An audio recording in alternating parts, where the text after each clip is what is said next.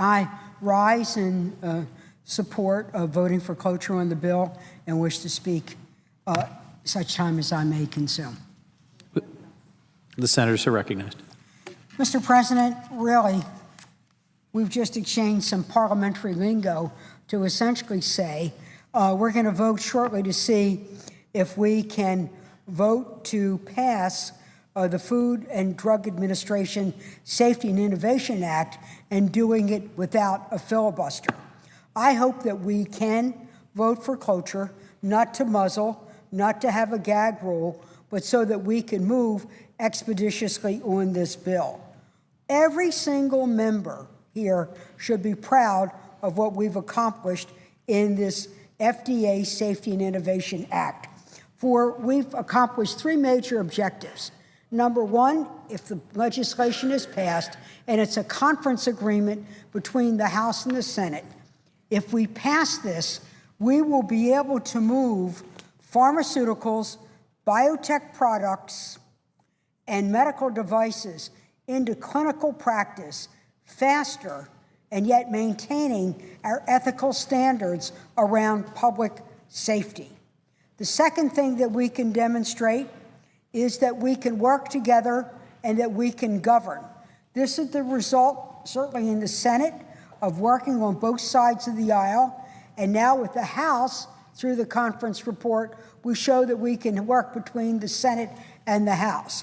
In this time of prickly politics, political posturing, when more gets said than gets done, this is, today, we can show we not only can pass legislation, but legislation that makes a difference in people's lives, and do it in a way that, yes, we will have a regulatory framework, but something that businesses cooperated in, so we'll have regulation without strangulation.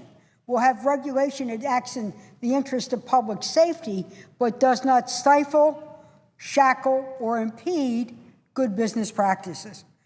Wow, isn't this what we've been talking about? So I'm very proud of having been a member of the Health, Education, Labor Committee that worked on this bill.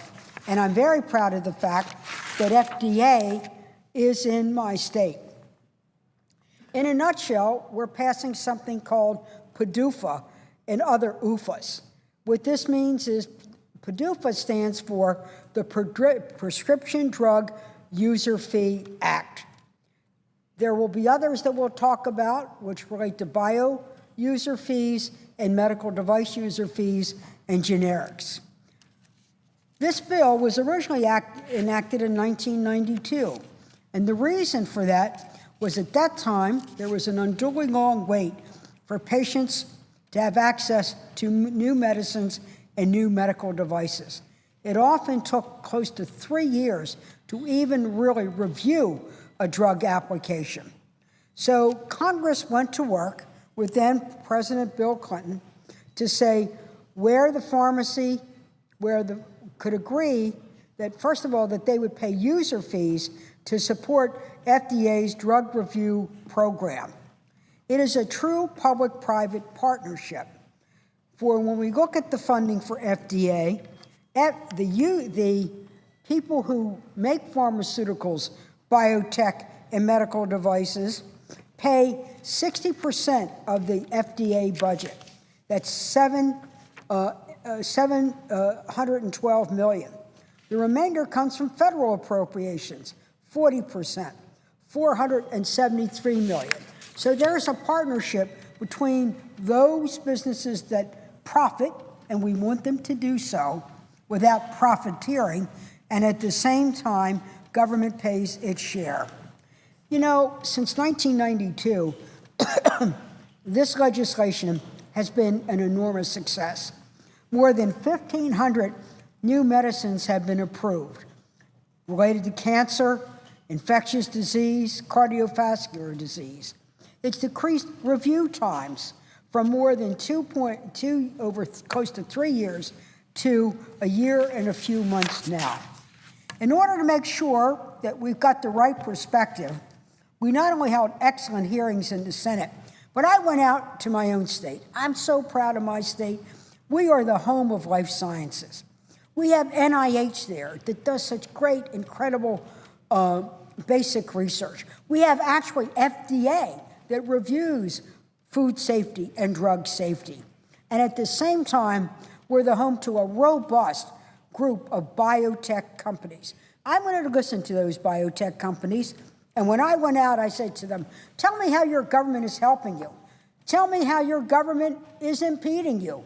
Tell me where you want your government to get out of the way, and where do you need a more muscular government?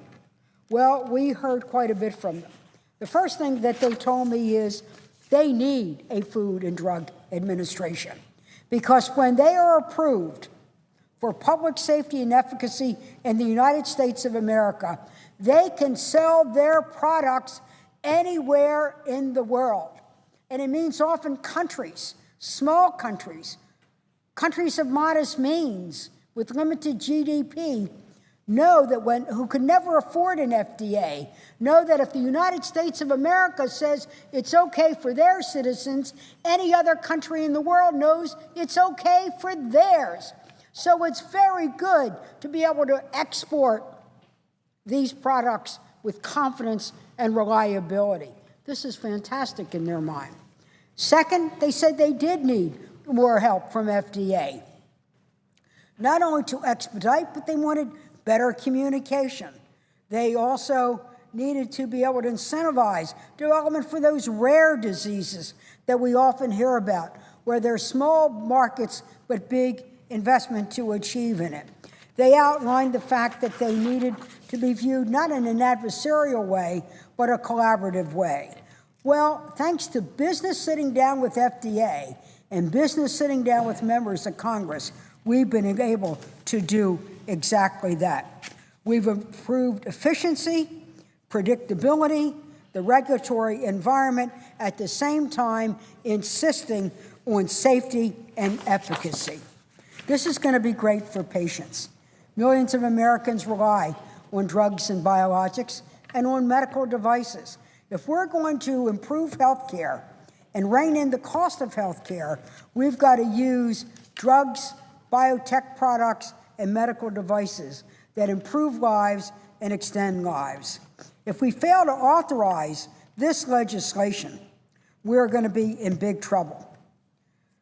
How are we going to be in big trouble? Well, first of all, we will have to give notices to FDA that they're going to be laid off.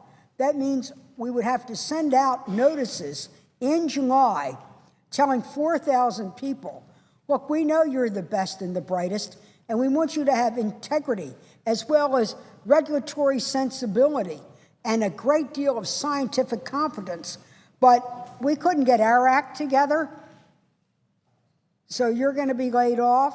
Hello. We want these people out there helping America be able to provide health care in a way that's safe and has efficacy. If we don't act, again, as I said, thousands of FDA people will be here. And it's not about government. If those people are laid off, it means every single drug that is now in the pipeline, its review process will come to a halt. So we're hurting patients, thousands of people who need either new drugs, new ways of helping them, whether it's for that dreaded C word like cancer or diabetes that takes so much of our national budget to manage chronic illness. And what about the breakthroughs on this epidemic of Alzheimer's that we have and autism? We need all the help that we can develop. And if America is going to continue to be America the exceptional, we've got to do an exceptionally good job of making sure we produce some of the newest and most reliable drugs, biotech, and medical devices. This is why I think we have good legislation. Is it perfect? No. But is it pretty close to it for what business and government and providers, doctors themselves say we need? Absolutely. So I urge my colleagues, really today, when we vote on this motion to proceed on, the cloture that we really we have in mind. Not are you a Democrat or Republican, that we don't make the perfect the enemy good. We think of all those people that we talk to every day in town hall meetings, out there with diners, that say, you know, my little boy has leukemia. My mother has breast cancer. My dear father, who stood up for me, is facing the ravages of Alzheimer's. We need breakthroughs. We need help. And then for our private sector that really can go global and create jobs in this country and well-being in other countries around the world, we've got to be able to do it. And I'm also pleased that this bill combats drug shortages, improves the safety of the drug supply chain, and makes permanent those special considerations that require that children's needs are being met in both medical devices and prescriptions, either in terms of dosage or that which actually fits them. So, Mr. President, I'm going to come to the floor to lay this out. I'm very proud of FDA, and I'm very proud of the Congress, Senator Harkin and Senator Enzi, who really pulled us together. We've got the right legislative framework. Now, let's act and do it in a way that we can all be proud of. Mr. President, I yield the floor and note the absence of a quorum.